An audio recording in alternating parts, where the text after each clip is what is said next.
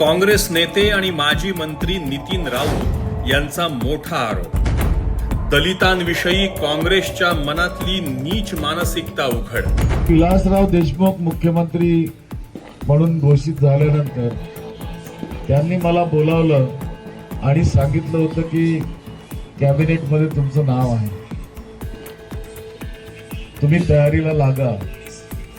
परंतु ज्या वेळेला शपथविधी होणार होता त्यावेळेला सांगण्यात आलं की यादीमधनं तुमचं नाव गाळण्यात आलेलं आहे. म्हणून मी 1.5 महिने काही मंत्रालयात गेलो नाही आणि त्यानंतर जेव्हा गेलो, आता मतदारसंघाची कामं असतात, मुख्यमंत्र्यांना भेटावं लागतं, मंत्र्यांना भेटावं लागतं.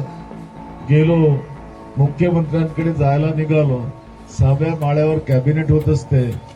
जात असताना कॅबिनेट सुटली आणि एकनाथराव गायकवाड राज्यमंत्री झालेले होते. त्यांनी मला रस्त्यात पकडलं आणि माझा हात पकडून मला म्हटलं की नितीन भाऊ, आपण विलासरावजींना भेटायला चाललात, म्हणून मी तुम्हाला एक महत्वाची गोष्ट सांगू इच्छितो. म्हटलं बोला. नाही म्हणे चला. एका कोपऱ्यामध्ये ते घेऊन गेले मला आणि ते मला म्हणाले की तुम्ही विलासराव देशमुखांना जे जोरामध्ये जयभीम म्हणताना ते जयभीम म्हणणं सोडून द्या, कारण त्याच्यामुळं तुमचं मंत्रिपद गेलं. जय भीम म्हटल्यानं नितीन राऊत यांना मंत्रिपद नाकारण्यात आलं होतं. दलितांना आजही नीच लेखणारी ही काँग्रेसी वृत्ती आहे. आज काँग्रेस नेते डॉक्टर बाबासाहेबांचं संविधान हातात मिरवत महाराष्ट्रात फिरतायत.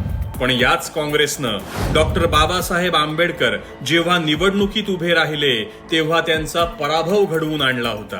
एकदा नाही तर 2 वेळा काँग्रेसनं डॉक्टर बाबासाहेब आंबेडकरांविरोधात हे षडयंत्र रचलं होतं. दलित माणसाची, दलित नेत्याची प्रगती होऊ न देणं हाच काँग्रेसचा खरा चेहरा आहे. तुम्ही विलासराव देशमुखांना जे जोरामध्ये जयभीम म्हणताना ते जयभीम म्हणणं सोडून द्या, कारण त्याच्यामुळं तुमचं मंत्रिपद गेलं.